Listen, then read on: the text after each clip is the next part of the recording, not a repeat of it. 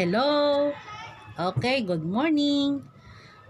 Okay, sa araw na ito ay ating pag-aaralan ang tungkol sa ESP o Edukasyon sa Pagpapakatao Week 3. Pangatlong linggo na tayo. Okay, so nakasurvive tayo. Na-survive natin yung pangalawang linggo, no?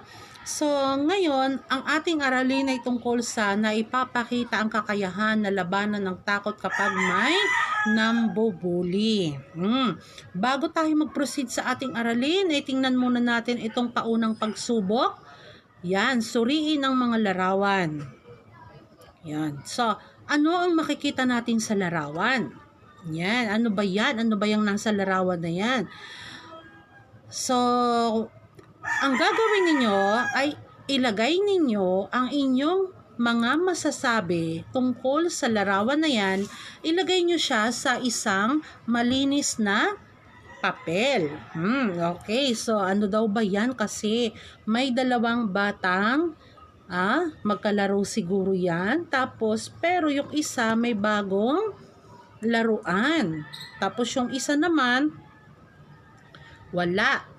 Gagawin niya, ang ginawa ng batang isa, pinagdadamutan yung isang bata. Kung kayo ang nasa kalagayan ng batang yan, ano ang iyong gagawin? Ano ang iyong masasabi? Kaya, yan, isulat ninyo sa papel kung ano ang inyong masasabi tungkol sa larawang yan. Okay. Tapos pagkatapos yung isulat sa papel, ilagay niyo siya doon sa may answer sheet, i-stapler nyo o di kaya ay idikit nyo doon. Okay. Sunod naman, dito tayo sa balik-tanaw. Kulayan ng mga larawan kung nagpapakita ng pagbabahagi ng kakayahan o talento at X kung hindi. Ayan ha, so kukulayan nyo lang ang mga larawan kung nagpapakita ng talento at X naman kapag hindi siya nagpapakita ng talento. Okay, next. Alright, for our main lesson, dito tayo sa ating, yan, tingnan nyo nasa larawan. Anong masasabi nyo dyan? Ayan, may batang, yon, inaambahan ng suntok nung isang batang malaki. Yung isang bata na yan, no, parang takot na takot siya kasi nga para siyang aawayin, susuntokin nung isang bata. Ito, pangalawa, ayan, yung picture diyan, yung may naka-brown na damit, no. Yung batang yan ay inaambahan din ng suntok yung isang batang maliit. Dito naman sa kabilang larawan, ang bata, no, payat na payat siya. Pinagtatawanan siya ng isang batang medyo mataba din. Okay? So sa tingin ninyo, ano ang ginagawa nila? Okay. Ano ang kanilang ang nararamdaman ng mga bata na kinukutya nila at inaambahan ng suntok? Sa tingin mo ba maganda ang ginagawa ng mga batang mahilig tumawa or mahilig manakit ng kanilang kapwa bata? Maganda ba ginagawa nila? O, diba? So, hindi maganda ang kanilang ginagawa. Yon, kasi ikaw ay nakakasakit ng damdamin ng inyong kapwa. Yan ang wag na wag nating gagawin, ang pambubuli. Wag nating bubulihin ang ating kapwa. Wag nating pagtatawanan ang ating kapwa kasi kasalanan yan. Kasi kapag nangyari sa'yo, halimbawa ikaw dati halimbawa pinagtatawanan mo yung kaklase mo, tapos ngayon naman dumating yung time na yung kaklase mo naman na yun ang tumatawa sa'yo o di kaya ay aawayin ka rin nila, anong pakiramdam? Yun. So, hindi maganda ang nambubuli ng kapwa. Yan ang wag na wag nating gagawin. Okay, so meron tayong isang kwento dito tungkol po kay Perla. Si Perla at ang batang mahiyain. Ayun. Sino daw yung mahiyain? Siya ay si Perla. Ito'y akda ni Maria Cristina S. Avila. Okay. Makinig sa ating kwento, no? At syempre, pwede nyo akong sundan, basahin nyo rin sa inyong mga module. Nandyan po yan sa inyong mga module. Si Perla ay isang batang mahiyain. Dahil sa kanyang pagiging mataba, ay hindi siya halos lumalabas ng kanilang bahay. Mahilig lamang siyang tumingin sa kanilang bintana para makita ang mga batang naglalaro sa labas ng kanilang bakuran. Isang araw, nagtangka siyang lumabas sa kanilang bahay. Nilapitan siya ni Carla, isang batang payat, ang pangangatawan at pangungutya. Umiyak si Perla dahil sa sinabi ni Carla. Nakita siya ni Lara na umiiyak at tinanong ito, "Bakit ka umiiyak?" Kasi, tinatanong kung bakit ang taba-taba niya. Sumagot si Lara, "Hindi naman masamang pagiging mataba, di ba?" Tumigil sa pag-iyak si Perla at nanghingi ng paumanin si Carla sa kanyang inasal. Mula noon, hindi na niya tinutukso si Perla at laking pasasalamat ni Perla kay Lara at sila ay naging matalik na magkakaibigan. Okay, naunawaan niyo ba yung kwento? Okay, so para lubos niyong maunawaan ng kwento, narito po ang ating katanungan. Unang katanungan, ano ang pamagat ng kwento? Ano daw title ng kwento? Pangalawang tanong, sino-sino ang mga tauhan sa kwento? Pangatlong tanong, sino ang batang nabully? Sunod, saan naganap ang kwento? Sunod, tama ba ang ginawa ni Carla? Number 6, nabully ka na ba? At number 7, paano mo maiiwasan ang mga nangbubuli sa'yo? Ayan, so nabasa natin ang kwento, no? Para sa ating pagpapatuloy, sagutin natin itong mga gawain, no? Makikita rin to sa inyong module. Isagawa natin, isulat kung tama ang pinapahayag sa sitwasyon at mali kung hindi. Okay, so isulat ninyo ito sa inyong mga sagutang papel o sa answer sheet. Okay, so number 1, binugbog ni Mario si Jose dahil hindi ito nagpahiram ng lapis. Number 2, binigyan ni Lisa ang kanyang kaklase ng pagkain.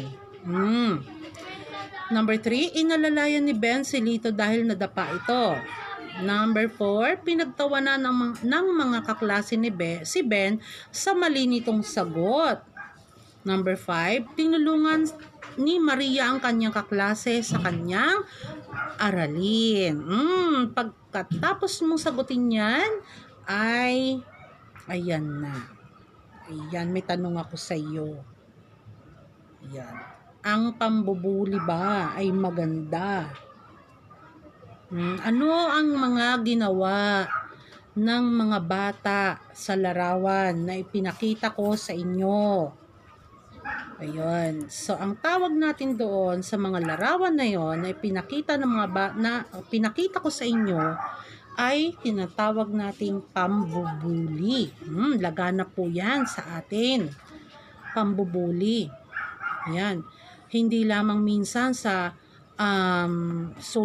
sa personal, pati sa social media ay meron ding mga nambubuli.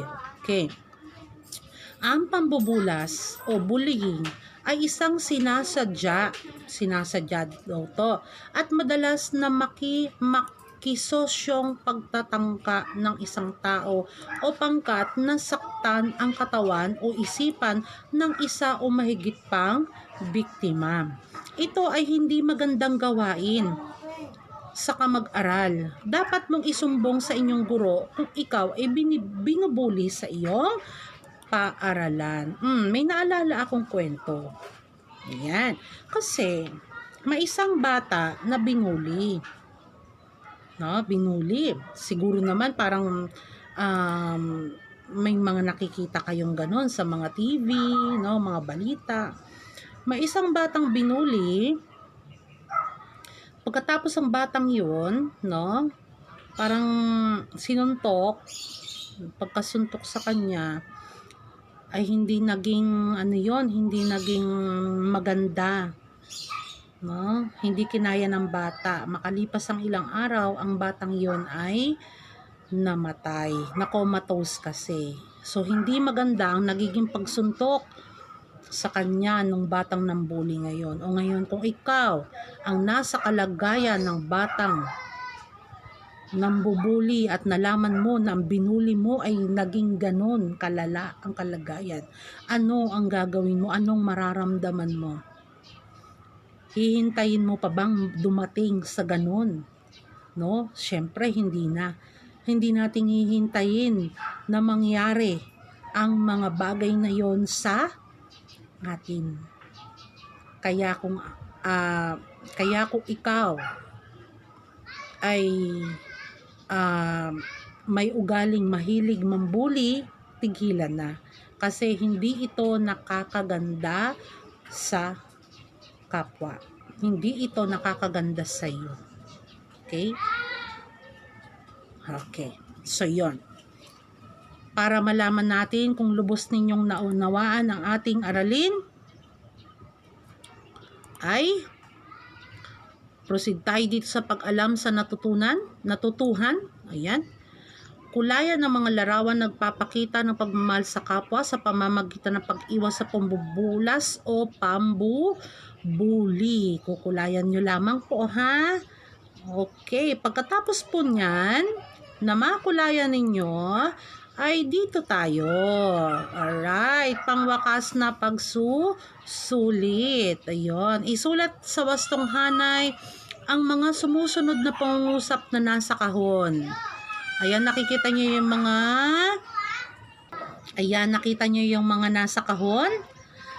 Magiliw na nakikisalumuha sa kapwa. Sunod, masayahing bata. Sunod, nagsasakit-sakitan. Sunod, kawalan ng interes sa pag-aaral. At ang sunod ay palaging nag-iisa. Ayan. So, anong gagawin nyo dyan? Sulat po yan dito sa loob ng kahon. May chart po tayo na nandito sa may bandang kanan. Palatandaan ng biktima ng bullying at palatandaan ng hindi na biktima ng bullying. So, ang gagawin ninyo ay ilalagay nyo lamang sa kahon kung saan sila nabibilang. Okay, pag natapos nyo na yan, ay proceed tayo sa next gawain. Ito po, gumupit ng larawan na nagpapakita ng pambubuli o pambubulas. Isulat ang paraan kung paano maiiwasan ito. Idikit ito sa inyong, ayan, sa answer sheets. Okay po ba? Alright. Okay, so isa na namang aralin natin ang tapos ngayon. Congratulations dahil ikaw ay nakatapos ng isang aralin. Okay, so ngayon dapat lang nating tandaan na ang pambubuli ay hindi magandang kaugalian. At kung ikaw ay naging biktima nito at ikaw ay nabubuli, isumbong lamang ito sa mga nakakatanda o di kaya sa inyong mga guro. Ayun, kasi ito ay posibleng maging dahil ito ay posibleng maging dahilan ng ikapapahamak ninyo, hindi lang ninyo, pati nung taong binubuli nyo. Dahil kapag ikaw ay maraming kaibigan, tandaan nyo yan, pag ikaw ay maraming kaibigan, ikaw ay kagigiliwan. Kapag ikaw ay mabait, ikaw ay kagigiliwan ng iyong kapwa. Hanggang dito na lang. Salamat!